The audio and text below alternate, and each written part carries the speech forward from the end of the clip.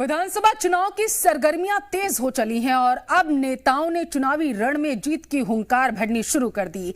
लेकिन ये सत्ता की लड़ाई उतनी आसान नहीं जितनी नजर आ रही है। 2018 में कांग्रेस ने सत्ता हासिल की लेकिन उसे संभाल नहीं पाई और अब सत्ता पर काबिज बीजेपी के सामने सत्ता में बरकरार रहने की चुनौती है। वो कहते हैं ना, ये सत्ता ये कभी स्थिर नहीं। जनता के वोट ने हमेशा नए नए इतिहास रचे। अब ऐसे में एमपी में कौन सा परिवर्तन होगा और ये जनता किसे सत्ता के सिंहासन पर बिठाएगी, रिपोर्ट में देखिए आप।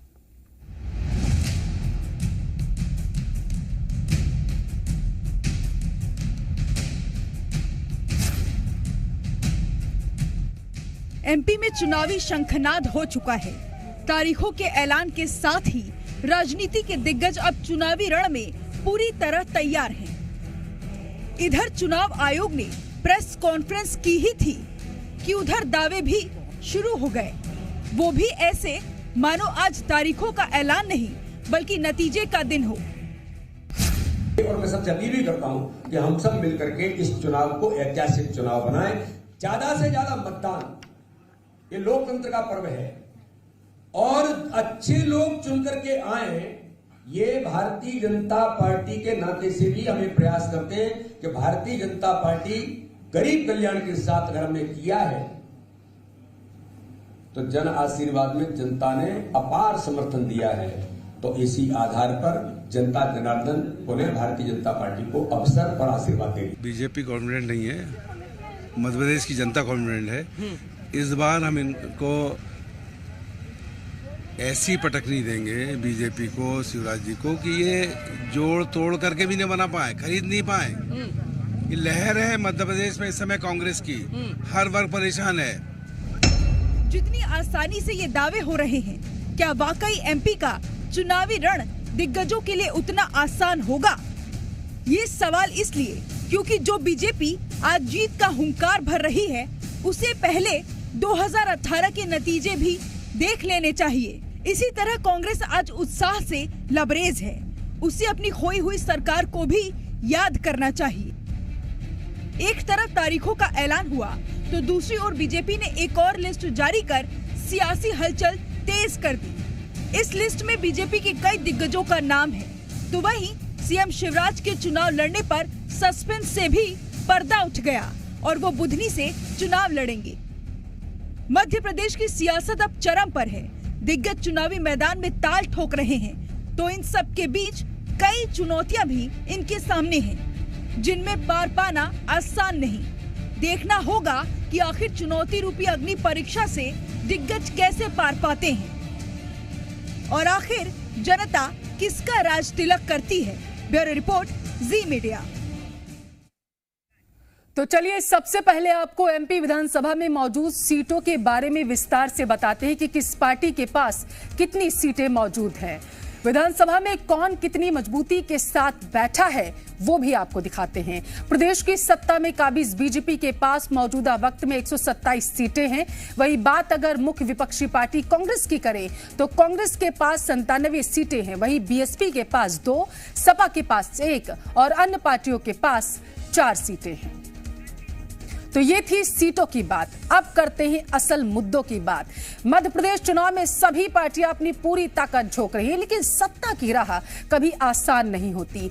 सत्ता पाने के लिए हर दल को अग्नि परीक्षा से होकर गुजरना ही पड़ता है और प्रदेश में सत्ता वापस हासिल करने के लिए बीजेपी के सामने अग्नि परीक्षा के रूप में अगर कोई खड़ा है तो वो है प्रदेश के सरकारी कर्मचारी। चुनाव से पहले बीजेपी के लिए सबसे बड़ी अग्नि परीक्षा यही है। प्रदेश में सरकार से हर वर्ग नाराज नजर आ रहा।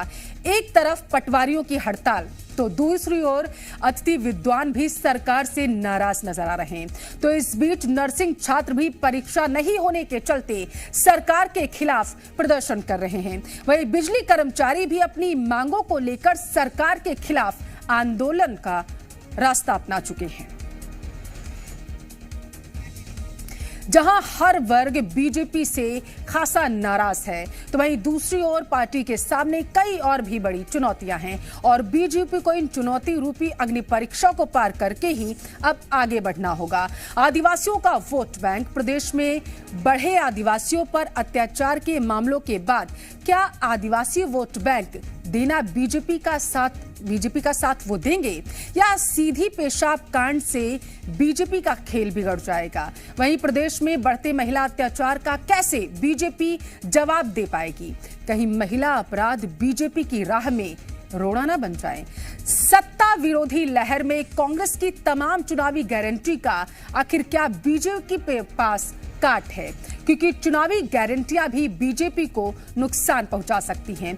इसके साथ ही बीजेपी ने इस बार मुख्यमंत्री चेहरा घोषित नहीं किया। अब ऐसे में सवाल है कि क्या ये फॉर्मूला भी पार्टी को नुकसान पहुंचाएगा?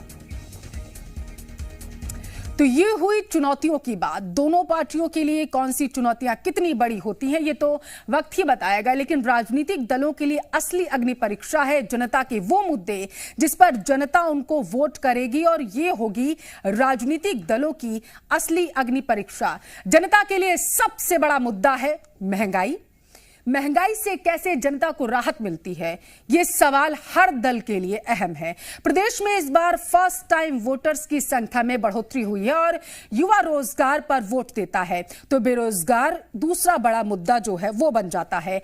आरक्षण की मांग पिछले काफी लंबे समय से होती आ रही है, लेकिन ओबीसी आरक्षण को लेकर इस वक्त माहौल ज्यादा गर्म है। तो अगला मुद्दा है ओबीसी आरक्षण का। वहीं प्रदेश सरकार पर कमीशन खोरी के आरोप के चलते भ्रष्टाचार एक और बड़ा मुद्दा जनता के सामने होगा। प्रदेश में आदिवासियों के वोट काफी मायने रखते हैं, तो मुद्दा तो आदिवासियों पर अत्याचार का भी होगा। वहीं एमपी में एक के बाद एक महिला अत्याचार, दिन दहाड़े लूट के मामले, बदमाशों का रौद्र रूप। मुद्दा इस बार कानून व्यवस्था की स्थिति का भी होगा। तो लगातार ये जो वोट परसेंटेज है वो भी आपको बता रहे हैं कि पुरुष मतदाता कितने हैं, महिलाओं की संख्या कितनी है, और इसके साथ साथ ट्रांसजेंडर्स जो हैं वो एमपी में कितने हैं। और ये जो वोट परसेंटेज है यही तय करेगा कि आखिर एमपी में किसकी सरकार बनेगी। 2018 वाली स्थिति में कांग्रेस वापस आ पाती है या नहीं, या फिर बीजेपी 2018 वाली स्थिति में जो थी उसे मात देते हुए जो उसने बाद में सरकार बनाई उसमें वो वापस आ पाए। जी मीडिया संवाददाता ज्यादा जानकारी के साथ भोपाल से लाइव जुड़ चुके हैं प्रमोद शर्मा। प्रमोद, बीजेपी ने तो खेला कर दिया, 4 लिस्टों को ला करके कांग्रेस के साथ किया, लेकिन बड़ा मुद्दा यहां पर यह बन जाता है, चुनावी साल है और तमाम वर्ग हैं जो इस बार बीजेपी से नाराज नजर आ रहे हैं। चाहे हम पटवारी भर्ती परीक्षा की बात करें, युवाओं की बात करें, चाहे हम बात कर लें अतिथि विद्वानों की, चाहे दिव्यांगों की बात कर लें, हर वर्ग बीजेपी से नाराज है। प्रदर्शन भी खूब हमें देखने को मिले हैं। कितना असर चुनाव पर पड़ेगा? देखिए, असर बड़े पैमाने पर पड़ेगा, क्योंकि कई वर्गों की नाराजगी है वो भारी पड़ सकती है। मुख्यमंत्री के कई ऐलान है, ऐलान का देखिए आदेश में अमल नहीं हो पाया तो वो वर्ग नाराज हो जाएगा, चाहे तो वो 100% वेतनमान की मांग हो शिक्षकों की, या फिर अतिथि विद्वानों की मांग हो, किसानों की मांग हो। ऐसे कई वर्ग हैं जो नाराज हैं। और इसके अलावा ये जो मध्य प्रदेश का 2023 का विधानसभा चुनाव है, ये देखिए अस्तित्व वाली बात है। चाहे तो बीजेपी के सीनियर नेताओं का जो अस्तित्व राजनीतिक करियर दांव पर लग गया है, या फिर कांग्रेस पार्टी के दिग्गज नेता और पूरी कांग्रेस पार्टी का ही भविष्य इस चुनाव पर टिक गया है। देखिए 18 में जो कमोबेश स्थिति थी 23 में भी वही नजर आ रही, क्योंकि प्रदेश सरकार देखिए शिवराज सरकार के खिलाफ एंटी इनकम्बेंसी है, उनके अपने चेहरों के खिलाफ खिलाफत हो रही है, कार्यकर्ता नाराज है, वो अब तक सधा नहीं है, लिहाजा बहुत सारी अड़चन है। अब तक देखिए ज्यादातर जो मास्टर स्ट्रोक हैं, सियासी स्ट्रोक है, वो बीजेपी की तरफ से बाहर आ गए, यानी तर्कस वाले तीर बीजेपी के बाहर आए। कांग्रेस पार्टी ने ज्यादा कुछ अभी तक दाव खेला नहीं है। यदि कांग्रेस पार्टी के चौंकाने वाले दाव सामने आ गए तो 18 की तरह 23 में भी उलटफेर हो सकता है, क्योंकि जनता के बीच में एंटी इनकम्बेंसी है और दूसरी तरफ कार्यकर्ता बीजेपी के अपने नाराज है, कई सीटों पर नेता नाराज है, लिहाजा बहुत सारी देखिए दिक्कत बीजेपी को ज्यादा है, क्योंकि लंबे समय से एक तो देखिए सत्ता में काबिज रहने के साइड इफेक्ट सामने आने लगते हैं और ऐसे में अलग अलग वर्गों की नाराजगी, कर्मचारियों में ओल्ड पेंशन स्कीम को लेकर यानी पुरानी पेंशन बहाली को लेकर जो मोर्चा खोला हुआ है वो देखिए मशीनरी की नाराजगी भारी पड़ सकती है, कार्यकर्ताओं की नाराजगी और एमपी में जो अपराध का ग्राफ बढ़ा है वो खासकर मुश्किलात भरे हो सकता है। सीधी पेशाब कांड बीजेपी के लिए गले की हड्डी बना हुआ है और एक जो कोऑर्डिनेशन की कमी है, पार्टी विद द डिफरेंस का नारा जो बीजेपी बुलंद करती है, इस बार सत्ता और संगठन में उतना कोऑर्डिनेशन की कमी नजर आई है, लिहाजा ये बीजेपी के लिए अड़चन है। अब कांग्रेस पार्टी की तरफ हम बात करते हैं। कांग्रेस पार्टी टिकट वितरण में देखिए बीजेपी से पिछड़ गई है। दूसरी बात यह है कि बीजेपी में बहुत सारे फेस हैं, कांग्रेस पार्टी में वो कम है, तो लिहाजा अब कांग्रेस पार्टी एक तो देखिए अब टूटन से जूझ रही है, उनके अपने नेता देखिए 2020 में छोड़कर चले गए और जिस तरीके से पार्टी का पतन हुआ, तो अब जो फ्रेश चेहरे हैं क्या वो उस कैलिबर से काम कर पाएंगे जिन दिग्गज नेताओं ने 18 में काम किया, और क्या बीजेपी की इंटरनल नाराजगी कांग्रेस पार्टी के लिए बेनिफिट के तौर पर काम करेगी। तो कुल मिलाकर टिकट वितरण डिपेंड करेगा कि कांग्रेस पार्टी का माहौल चुनावी कैसा बनता है। दोनों ही पार्टियों के लिए अस्तित्व का खेल है, क्योंकि एक तरफ बीजेपी के दिग्गज नेता चुनाव में उतर गए, जिनके जो राजनीतिक उनकी विरासत है वो दांव पर लग गई, यदि वो जीते तो बने रहेंगे और हार गए तो क्या होगा भगवान जाने। कुल मिलाकर तो दूसरी तरफ दिग्विजय सिंह कमलनाथ का हो सकता है ये अब देखिए विधानसभा के इंटरेस्ट वाला ये लास्ट दाव माना जा रहा है, क्योंकि एज फैक्टर है, और दूसरी तरफ ये है यदि अब नहीं तो कांग्रेस पार्टी कब, ये बड़ा एक देखिए सियासी दाव है, वो नेताओं के दोनों ही तरफ लग गए। तो कुल मिलाकर इसे लोकसभा चुनाव से ठीक पहले सेमीफाइनल के तौर पर देखा जा रहा है। 18 में जो झटका लगा था उससे बीजेपी ने सीख तो ली है, सीख कितनी ली है ये आने वाला समय बताएगा, लेकिन मुकाबला बड़ा टक्कर का होने वाला है। प्रभु सीख ली, और अगर आपने जिक्र किया सीधी पेशाब कांड का, अगर उधर लेके चले उन तस्वीरों को याद करें तो जो चीजें सामने निकल कर आई थी, बड़ा वोट बैंक आदिवासी है मध्य प्रदेश में 20-21 के आसपास कम से कम, और इस परसेंटेज को अगर नजरअंदाज करती बीजेपी, अगर प्रवेश शुक्ला पर कार्रवाई ना करती तो ये खिसक जाता। अब इसको साधने के चक्कर में प्रवेश शुक्ला पर कार्रवाई तो कर दी, लेकिन विंद खिसकता हुआ नजर आया, क्योंकि एक बड़ा वोट बैंक सवर्णों का भी है। अब दोनों को साधने के चक्कर में क्या बीजेपी बीच मझधार में तो नहीं अटक गई है, ये भी समझाइए।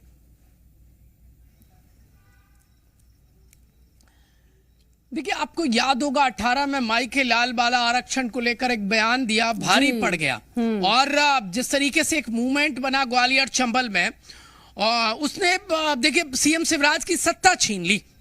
और अब फिलहाल में आप देखेंगे तो ब्राह्मणों की तो नाराजगी है ही है, लेकिन आदिवासी जो वोट बैंक है ये इनके लाख जतन के बावजूद आदिवासी उस तरीके से कनेक्ट नहीं हो पाया है जिस तरीके से ये चाहते हैं। यही वजह है कि फग्गन सिंह कुलस्ते को उतार दिया, आदिवासियों के बीच में नतमस्तक सरकार नजर आई। ये आने वाला समय बताएगा, लेकिन विंद देखिए बीजेपी का कमजोर हुआ है, ये साफ तौर पर नजर आ रहा है। यही वजह है कि दिग्गजों के दौरे आप देखेंगे तो बिंद में पूरे रीवा और सैडोल बेल्ट में नजर आएंगे। तो कुल मिलाकर सत्ता की चाबी आदिवासी जो कहे जाते उनको साधने की कवायद दोनों तरफ से फुल देखी गई, और जब जब आदिवासियों का जो देखिए झुकाव है जिस पॉलिटिकल पार्टी के तरफ हुआ है वो एमपी की सत्ता में काबिज हो गया है। तो देखिए ग्वालियर चंबल से यदि बीजेपी को मैंडेट मिला और कैलाश विजयवर्गीय को जिस तरह से बीजेपी लेकर आई है, मालवा निमाड़ से फायदा हो गया, और बिंद यदि जिस तरीके से 18 में बीजेपी से कनेक्ट हुआ था, हालांकि हालात नारायण त्रिपाठी अलग स्टेट की मांग कर रहे हैं, एक अलग पार्टी बना ली है, टिकट कट गया है तो नाराजगी अलग है।